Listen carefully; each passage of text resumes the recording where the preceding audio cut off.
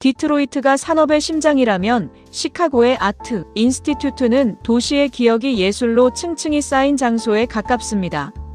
1879년 시카고 미술 아카데미로 출발한 이 미술관은 오늘날 거의 30만 점에 이르는 방대한 컬렉션을 갖추고 있고 5,000년에 걸친 창작의 시간을 한 건물 안에 품고 있습니다.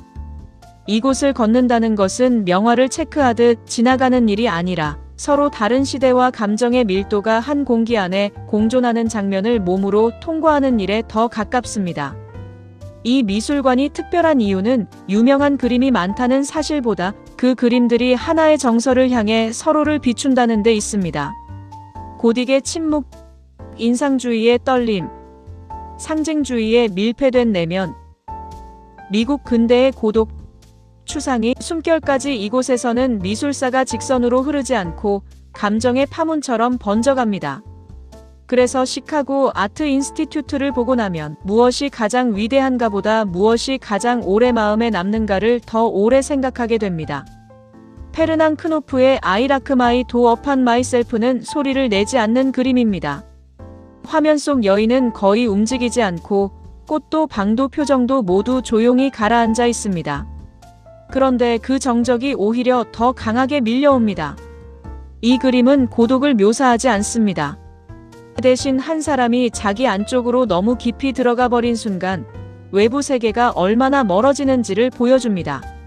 스마스 히스토리와 아트시 자료는 이 작품을 아트 인스티튜트 오브 시카고와 연결된 크노프의 대표작으로 소개합니다.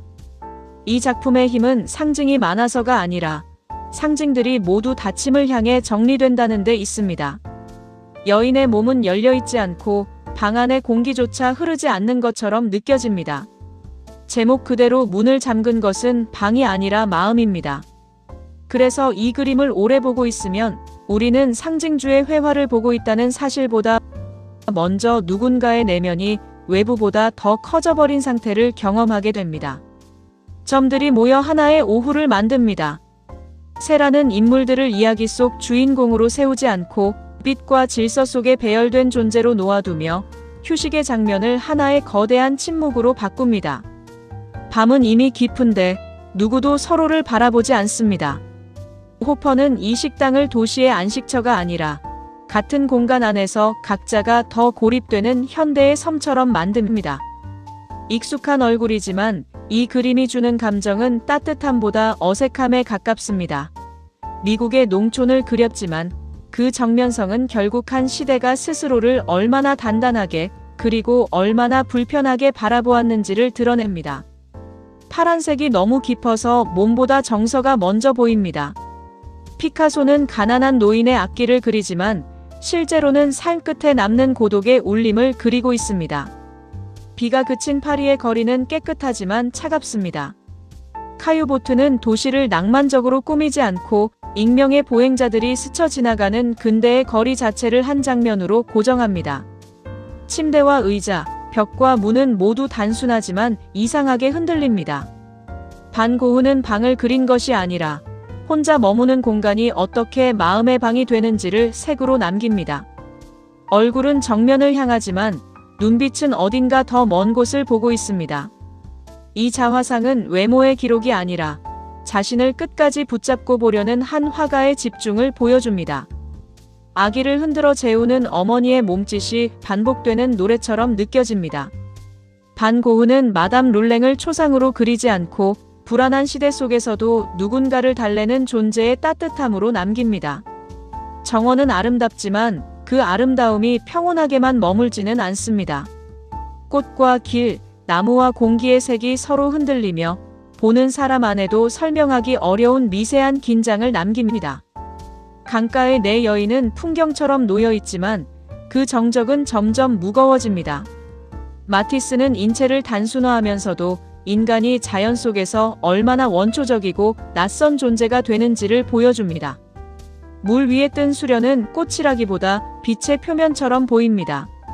모네는 연못을 그리는 대신 물과 하늘 사이에서 시간이 얼마나 천천히 흔들리는지를 화면 전체에 번지게 합니다. 여기서 연못은 풍경의 일부가 아니라 하나의 세계가 됩니다. 수면 위의 잔잔한 떨림은 보는 사람의 호흡까지 느리게 만들며 감상보다 머물매 가까운 시간을 열어줍니다. 밀집 더미는 움직이지 않지만 빛은 그 위를 끝없이 지나갑니다. 모네는 하나의 대상을 반복해 그리면서 결국 대상이 아니라 시간이 색을 바꾸는 방식을 보여줍니다. 어머니가 아이를 씻기는 이 장면은 조용하지만 결코 사소하지 않습니다. 메리 캐서트는 일상의 돌봄을 역사적 사건보다 더 깊은 친밀함으로 그려 가족의 순간을 하나의 영원한 장면으로 남깁니다. 유리창이 아니라 빛으로 만든 기도문 같습니다. 샤갈은 미국의 풍경과 자유의 상징들을 하나의 스테인드 글라스로 엮어 나라 전체를 기억과 희망의 색으로 바꾸어 놓습니다. 술집의 밤은 화려하지만 그 안의 얼굴들은 더없이 피곤해 보입니다. 툴루즈 로트렉은 쾌락의 공간을 그리면서도 그 화려함 아래 깔린 피로와 허물을 함께 남깁니다. 사과 바구니는 안정적으로 놓여있지 않고 오히려 막 쏟아질 것처럼 위태롭습니다. 세자는 정물을 그리면서도 사물의 균형이 얼마나 쉽게 흔들릴 수 있는지 보여주며 현실을 다시 짜는 회화의 힘을 증명합니다.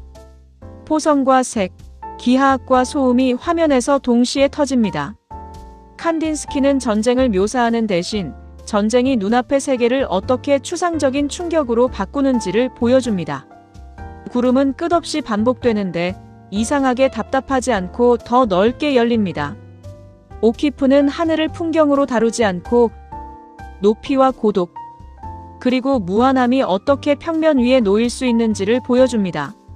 십자가는 하얗지만 그 흰색이 위로보다 더 큰 상처처럼 느껴집니다. 샤갈은 종교적 이미지를 통해 유대인의 고통과 시대의 폭력을 함께 담아 신앙과 역사적 비극을 한 화면에 겹쳐놓습니다. 시카고의 아트 인스티튜트는 거대한 명작 창고가 아니라 인간이 세상을 바라보는 감정의 방식이 얼마나 다를 수 있는지를 한 번에 보여주는 장소입니다. 크노프의 닫힌 내면에서 시작된 시선은 세라의 정적, 호퍼의 고독, 반 고흐의 떨림, 마티스의 육체, 오키프의 하늘까지 천천히 이어집니다. 그래서 이 미술관을 나설 때 우리에게 남는 것은 유명한 그림을 많이 봤다는 기억이 아니라 한 시대의 눈이 다른 시대의 마음과 조용히 만나는 순간들입니다.